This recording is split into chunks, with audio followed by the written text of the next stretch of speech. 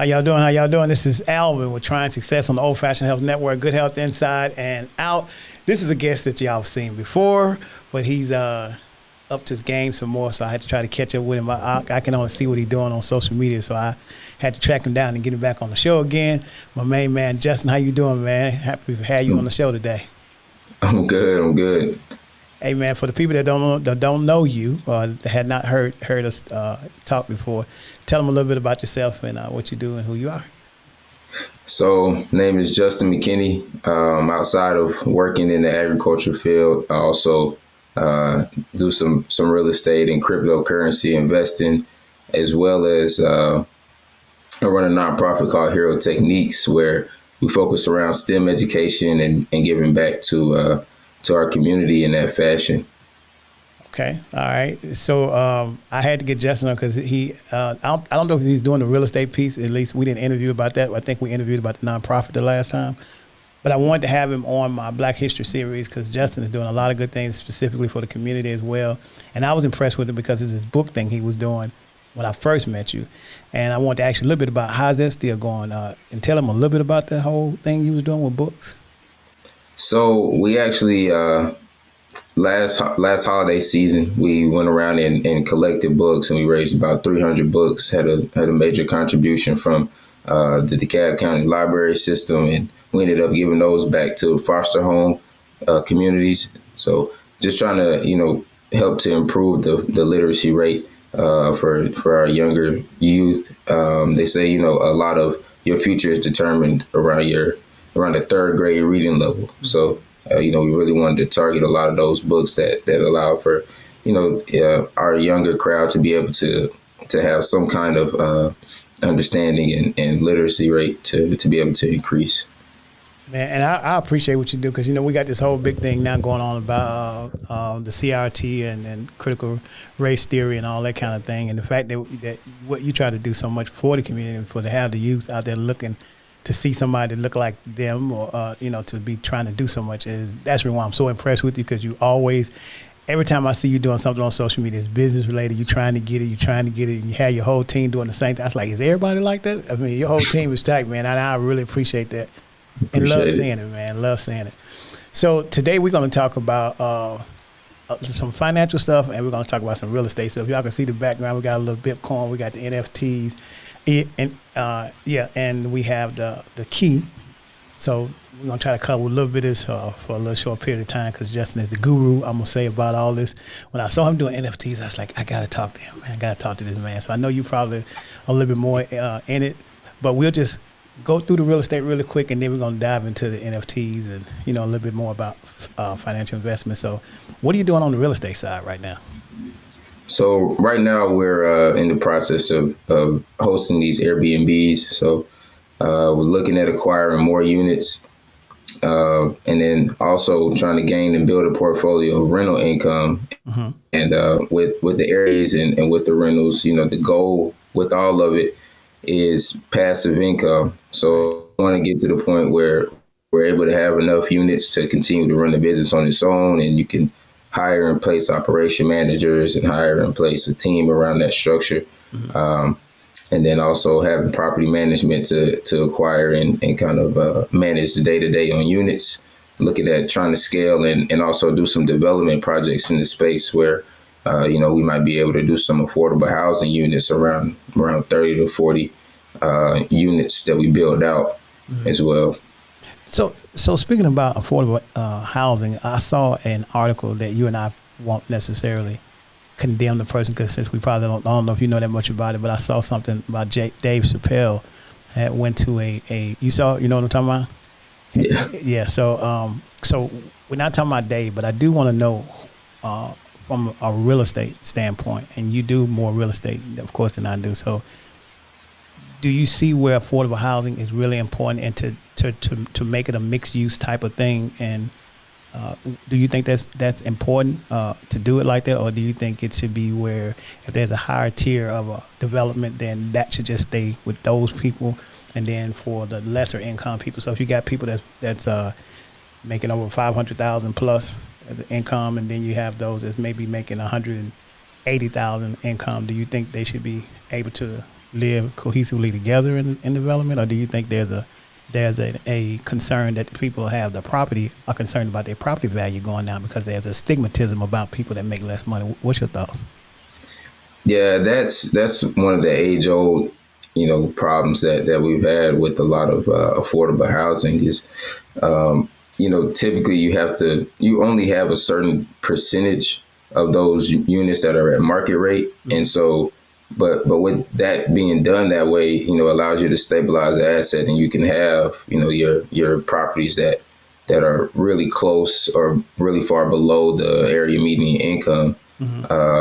And this really is what allows for these great affordable housing opportunities. You don't have to have these buildings and these projects where they end up getting not mistreated or they cut corners on development. You can really be able to put into it everything that needs to be done because the assets are already stabilized based on what's at market rate. You know that you'll be able over time to continue to increase those units that the market demands for.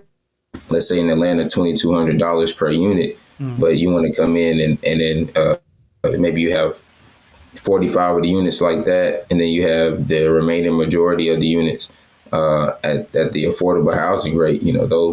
That 45% of the units at market rate will, you'll be able to increase that rent over time and really move with the demanders in the market so that you can allow for people to have that opportunity to come in and remain affordable. So I think it's something that it's a necessity, honestly, and especially with the allocation of tax credit dollars, Right. Those type of things help to make these projects, possible. But I definitely think it's something that's necessary in this space. And the thing about it is, what I would tell people that may be concerned about moving someone with a lower income into a development where the person may be making a lot more money.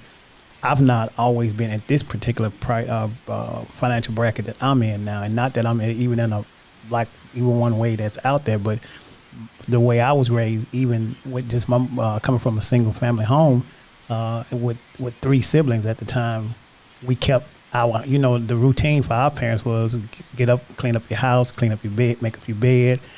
She plans for Anita Baker, whatever it is, playing in the background, but you kept your dwellings clean. So what's bothering me is that for some reason, people that may be making a lot of money are doing well, for some reason have either forgotten that they used to have to live the same way at some point, or have forgotten that everybody that lives at a lower, that have less income does not mean that they're not able to keep their dwellings right, And you can even go and look at even some of the history, if we go back further in our own history, that where we had little less housing, maybe 1 room or 2 rooms or something, those areas were clean. Those people still kept their area clean and nice and everything and not torn down. Most of the time, in my opinion, when stuff is torn down, is somebody has an old car or something like that they just didn't take care of, or you might have a couple of families where had some of the kids that's bad, but that's a disciplinary problem. That's not necessarily mean that's across the board, So if anybody's listening to this, I just want you all to know that doesn't mean to be everything, but we can't fight with nobody with that dollar amount, so we're gonna move on.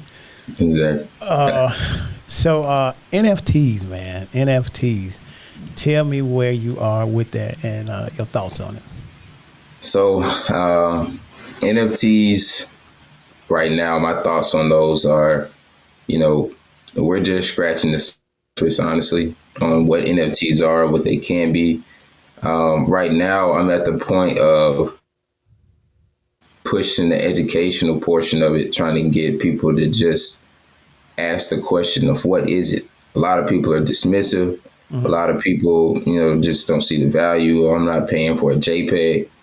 But I really like to go stand on my soapbox and just really run off on why I think it's important. And help yourself. I want to hear when I got you on here. What you got?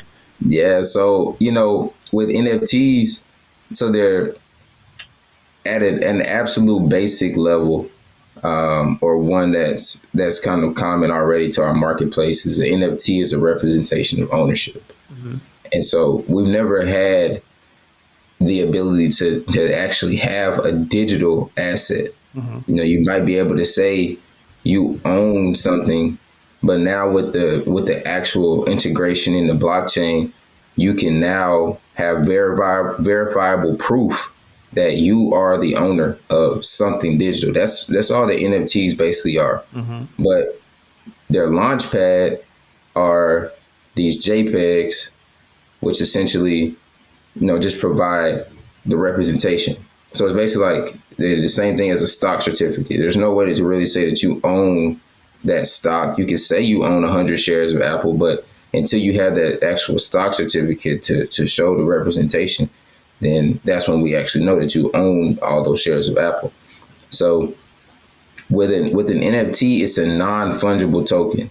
So if you look at like Bitcoin, that's a fungible token. All Bitcoin is identical. So they're all valued at the exact same thing. You can trade them the same because you have all the circulating supply is worth the same thing, the $43,000 or $44,000 that's worth right now. And then with NFTs, they're non-fungible. So they're still the same tokens, but they're identical. I mean, they're not identical. They're unique. So you can't necessarily value what my NFT is worth and yours at the same price. All we can base it off of is what was the cheapest one out of this 20,000 collection. And so that's where you have things that come in like the floor price was set for the cheapest ones. And so the largest NFT project right now are the Bored Ape Yacht Club. And so with these, you got people like Justin Bieber buying into it at $1 million, and people aren't necessarily understanding exactly why. But in this space, the Bored Ape Yacht Club is the biggest brand and probably will continue to be the biggest lifestyle brand in the NFT space. And so with the Bored Ape Yacht Club, you have access to their yacht party events, their Ape Fest in real life events, which is, another thing that people like with NFTs. But, you have to look at the underlying utility of a lot of these projects. A lot of them, it's easy to make an NFT and put it out to the public, but what you're actually doing is you're investing into a small company. That's the way that you have to look at it, because when somebody drops a project, is putting out a project in the NFT space is essentially the same thing as IPO. You're basically buying shares in this project, and so the project has to present something in return to you, which in the space we call utility. And so if you have a certain utility around this project, like with the Bored Apes, you have the opportunity to maybe meet celebrities that are also in the club, be on the yacht party. But then the real utility that a lot of people aren't talking about is the 100% rights to the IP. So now, whereas you went from, you may just own this JPEG, but it's a recognizable brand in Bored Apes. And two, you can do whatever you want to with that imaging. So if you want to go and make a 3D animation short film and put it out on YouTube with your character, you can do that.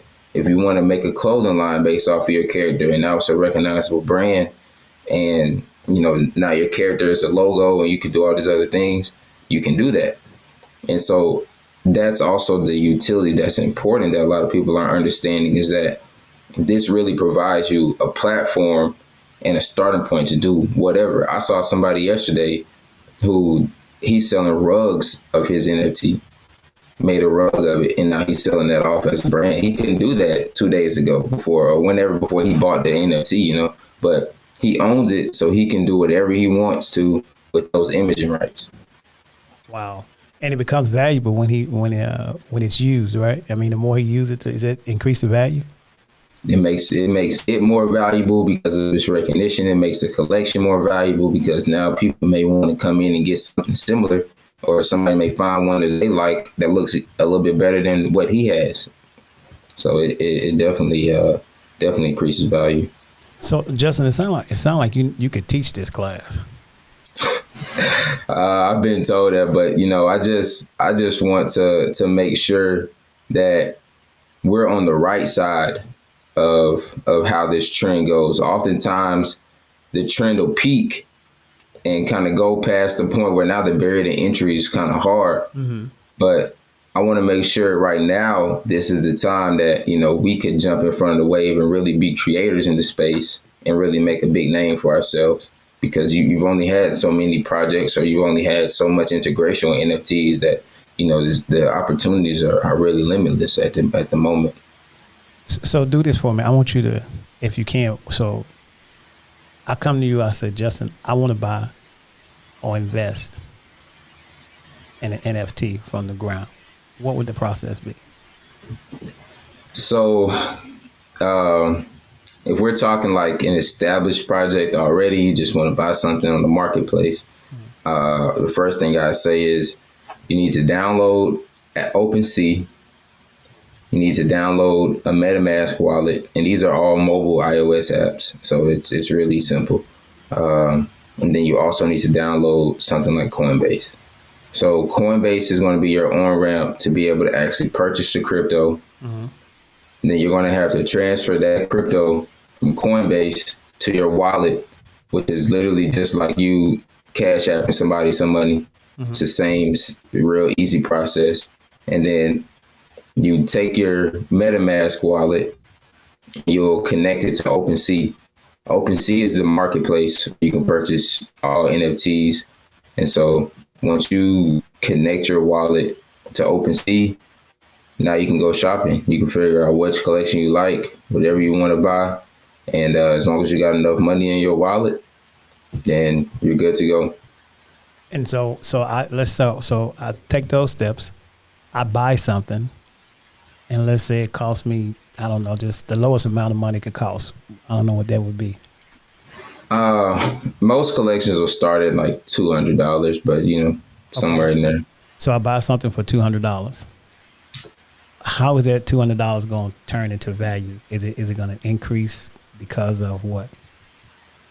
So let's say you're buying into a collection that has maybe 10,000 pieces, 10,000 tokens, right? Mm-hmm. And the cheapest one in the collection you just bought for $200. Okay.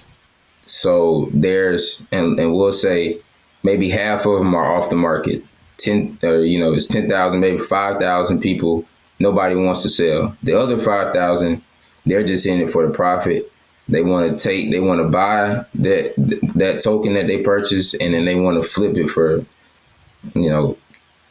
50% of the value, right? So you may have the cheapest one after the one you purchased that's actually for sale on the marketplace may be like $400. And so now you bought the cheapest one, so you could turn around and sell that right next to the one that's the cheapest on the marketplace currently. So if the next cheapest one is $400, you could take yours, you bought it at $200 and instantly list it again, sell it for $400.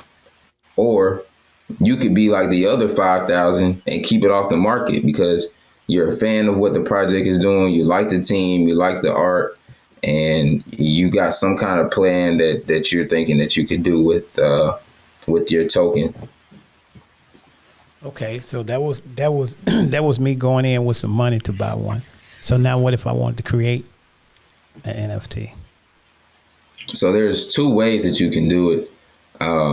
So like if you're a company, let's just take the radio station for example, and you guys want to drop an NFT project to maybe everybody who's already been subscribing to the network.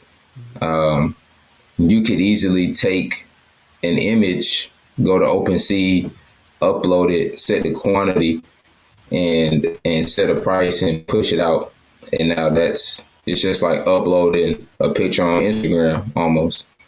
Now there's the other portion to where if you want to run a completely independent NFT project where you have to do the sourcing and the coding behind all of that, and the artwork creation. Mm-hmm. So if you wanted to go that route to where you could have and create, kind of build your own community in the NFT space, mm-hmm. It's going to require some coding. Okay.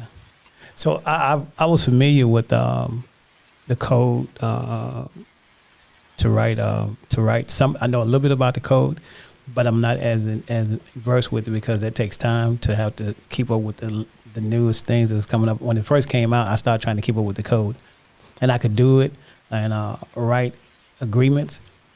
But then every time I turn around, something else changes. I'm like, okay, I have to follow this to to continue to watch the trend, because the code to write a contract that when I first started trying to keep up with it has changed already. Like I was like, okay, so these codes, they keep changing. The code itself doesn't change, but the way you write the contract keeps advancing. You know, I'm like, okay, so this would be something that you have to keep constantly watch. So I decided I wouldn't try to keep up with that.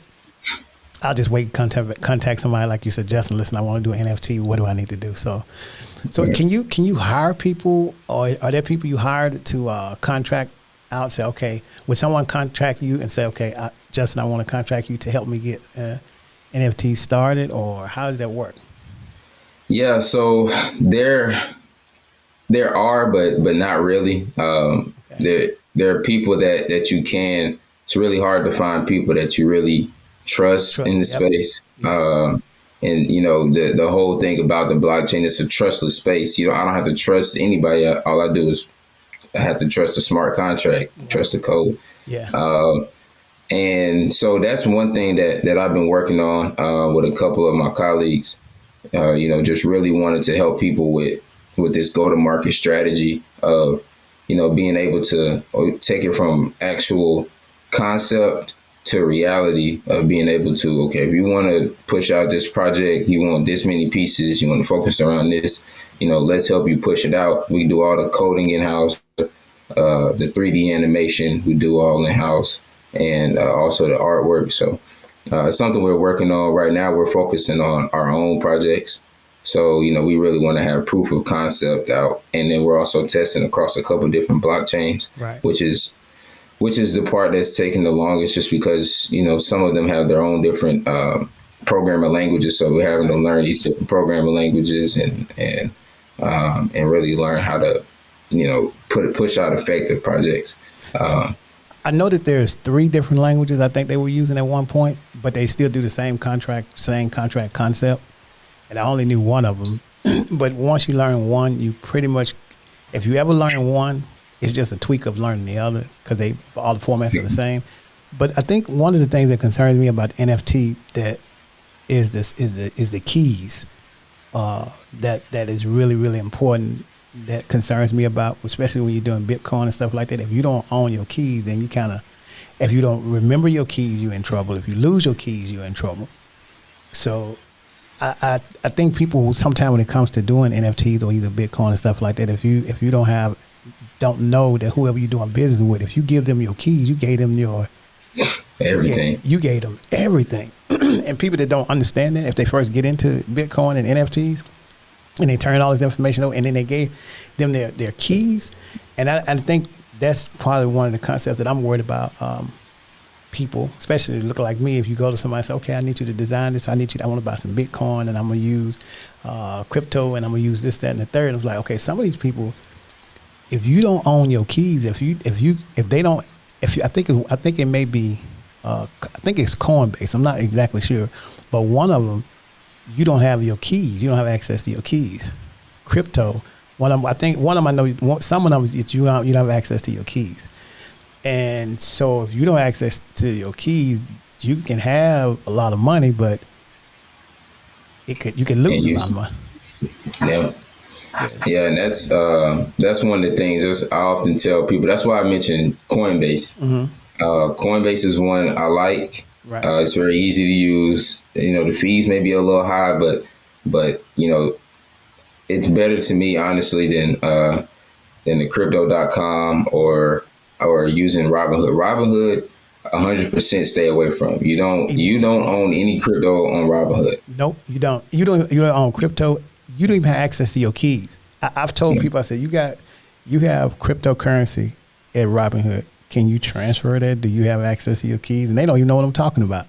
No. But they've got all this Bitcoin. But that's the reason why it's important to kind of speak to someone like yourself that's real familiar with it. And I am definitely gonna be calling you because I got an idea about something that I think we both can work with together. Yeah, and everything. Sure. So I don't want to keep you because I know you have something else to do. Thank you so much. And you are coming back, right? Oh yeah, definitely. Yeah, because we're Definitely. waiting on your podcast, man. We had talked about. I mean, we put extra lights in the studio and everything. Just we waiting on you, man. Man, it's crazy because I was actually talking with one of my friends the other day. He was telling me, it's just got to put more content out. I was doing it at one point to an extent, and then I really, after we had that during our last conversation, I just said I wanted to really focus more on the business, more on actually producing and being in the space, versus just being and talking on content.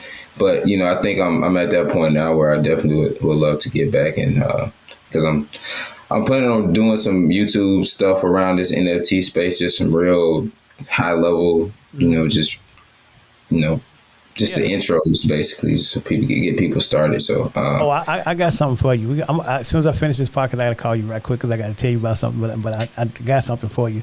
right. So let me ask you this real quick. I want people to understand. Can you explain to them the difference between Bitcoin and NFT, and when you say Bitcoin, NFT, and blockchain? Can you kind of scale that across so they understand? Yeah, so I'll start with the fundamental portion, which is the blockchain. Mm-hmm. You don't have any of this without blockchain, and just all blockchain is it's a security layer built on top of the internet. This is everything we're talking is Web 3.0. So you got your infrastructure with Web 2, servers, networks, all of that good stuff, that we've been using since 2000s.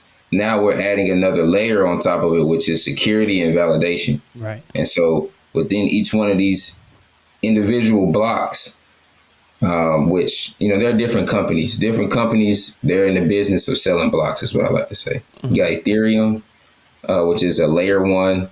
You got Avalanche, which is another layer 1. You've got Solana, which is another layer 1. And their business is they want to allow for the validation of your transaction on their blockchain, low fees, or besides Ethereum. Ethereum has kind of high fees, but they also have some layer 2s. And when I say fees, I just mean like you have to pay in order to process a transaction. It's like shipping and handling on a package. Exactly. You got to pay UPS, you got to pay FedEx to ship your package. You got to pay the blockchain to execute your transaction. Right. And so that's the initial layer. And then each one of these blockchains, Bitcoin even has its own blockchain, but each one of these blockchains has a currency that pretty much is the initiator for the transaction. And so a lot of these blockchains are valued differently. And so that's where you have these different prices of the coins, where Ethereum is at 3,000, Bitcoin is at 30,000, and their value is just based on how much their transaction was based on marketplace. I mean, of course, what does somebody want to pay for it? But also the value is also looked into some of these blockchains based on how much daily revenue is that blockchain generating. Mm-hmm. A blockchain like Avalanche may be doing $300,000 a day, but then you also may have a blockchain like Ethereum doing $30 billion a day in transaction. And so that's where a lot of those price validation points come in. And then the last one we said was NFTs, right? So break the difference. Blockchains, Bitcoin, and NFT. Okay, and then so now you go from having your Bitcoin, which is the fungible token, all of them are identical, to now you step aside and you have the non-fungible tokens, which all of them are unique. And so that's where your real difference comes in. It's just in the way that they're classified. They're pretty much the same, but classified differently. Bitcoin it's decentralized, and a lot of these other concepts are as well. But with NFTs, you're more so participating in something that's ran and led like a company. Okay. It's almost like buying shares into some of these projects. You want to be in belief of what's going on, which is similar to some of these blockchains. You're buying into some of what the team is doing, but but it's evaluated a little bit differently because they have revenue models that you can look at. I don't think it could have been broken down any better than that. So that was man, I appreciate that. You know, I always try to explain that Bitcoin is Satoshis, because you need the Satoshis to build up the Bitcoin, and then Right. NFT doesn't need anything but an image, and the blockchain, Right. just like you said, it needs a security. So thank you so very much. And one of the blockchains that I've been trying to watch is what is it? Solana. Yeah. Man, that thing go up and down. And one while I was riding so good. You wake up in the morning, it's like 14. How did it go down 14%? What the heck is going on? So, and one of my buddies said, Yeah. you got to get this. I'm like, man, listen, I can't follow that, because unless you just put your money in and just leave it alone. And you know, I guess the difference between investing in the blockchain and investing into a Bitcoin. You know, there's two different investments. And NFT. So, but I don't know about them, but we'll talk about them offline. Oh yeah, definitely. Thank you so much. Can you let the people know how if they want to reach you or watch your social media content, how can they reach you? It's JT McKinney 10 on Instagram, and just JT McKinney on Twitter, and the YouTube handle will probably be Crypto Sponsored. That's part of the new ENS domain name that I'm building up now. So, okay, Justin, thank you so very much. I appreciate you, man. problem. Looking forward to seeing you here in the studio soon, man. And I'm gonna hit you up really quick after we close this out. Thank you so much, man. And for anytime, you're always welcome. All right. I appreciate it. Thank you for having me. Don't y'all forget to like, share, and follow. I always kind of forget that. And so, you know, that's the benefit of you coming here, because you have a team that you don't have to do everything, because I would have forgot all that part. All right, man. Thank you so much. Have a good one. All right. No problem. All right. Thank you. All right. Thank you.